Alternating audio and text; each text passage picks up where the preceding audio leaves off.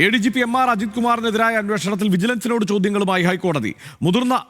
മുൻകൂർ അനുമതി വാങ്ങിയാണോ അന്വേഷണം നടത്തിയതെന്ന് ഹൈക്കോടതി ചോദിച്ചു. പ്രോസിക്യൂഷൻ അനുമതി ഇല്ലാതെ കേസെടുത്ത മജിസ്ട്രേറ്റ് കോടതി നടപടിയിൽ വീഴ്ച എന്നും ഹൈക്കോടതി നിരീക്ഷിച്ചു. വിജിലൻസ് കോടതിയുടെ നടപടിക്രമത്തിൽ നിയമപ്രശ്നമുണ്ട് എന്നും കോടതി നിരീക്ഷിച്ചു. വിവരങ്ങളുമായി ഷബ്ന ചേരുന്നുണ്ട്. ഷബ്ന, എന്തെല്ലാമാണ് ഹൈക്കോടതിയുടെ ചോദ്യങ്ങൾ? MR അജിത് കുമാർ നൽകിയ ഹർജിയിലാണ് ജസ്റ്റിസ് എ ബദറുദ്ദീൻ ഇത്തരത്തിലുള്ള കാര്യങ്ങൾ നിയമപരമായ പ്രശ്നങ്ങൾ ഉന്നയിച്ചത്.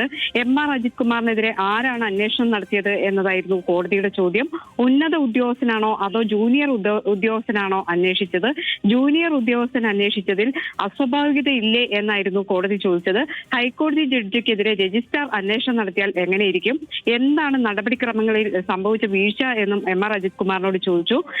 MR അജിത് കുമാറിന്റെ അഭിഭാഷകൻ കോടതിയിൽ പറഞ്ഞത് പ്രോസിക്യൂഷൻ അനുമതിയില്ലാതെ അന്വേഷണം നടത്തി, ഇത് നിയമവിരുദ്ധമാണ് എന്നതായിരുന്നു.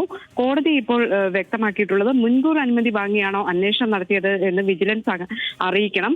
ഇത് സംബന്ധിച്ച് വിജിലൻസിനോട് വിശദീകരണം തേടുകയും ചെയ്തു. വിജിലൻസ് സ്വീകരിച്ച നടപടിക്രമങ്ങൾ സംബന്ധിച്ചും വിശദീകരണം നൽകണം. അന്വേഷണ നടപടികൾ സ്റ്റേ ചെയ്യണോ എന്നതിൽ ഹൈക്കോടതി തീരുമാനം ഏതായാലും നാളെ എടുക്കാം എന്ന് വ്യക്തമാക്കിയിട്ടുണ്ട്.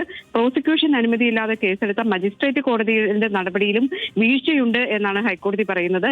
വിജിലൻസ് കോടതിയുടെ നടപടിക്രമങ്ങളിൽ നിയമപ്രശ്നമുണ്ട് എന്ന് ഹൈക്കോടതി നിരീക്ഷിച്ചിട്ടുണ്ട്. വിജിലൻസ് കോടതി ഉത്തരവിലെ നിയമപ്രശ്നങ്ങളാണ് കോടതി പരിശോധിക്കുന്നതെന്നും രാഷ്ട്രീയ പ്രശ്നങ്ങൾ പരിശോധിക്കുകയല്ല കോടതിയുടെ ചുമതല എന്നും കോടതി ഇപ്പോൾ പറയുകയും ചെയ്തു. ഏതായാലും നാളെ ഇത് സ്റ്റേ ചെയ്യണമോ എന്ന കാര്യത്തിൽ നാളെ തീരുമാനമെടുക്കും. ഷബ്നയാണ് വിവരങ്ങൾ നൽകിയത്.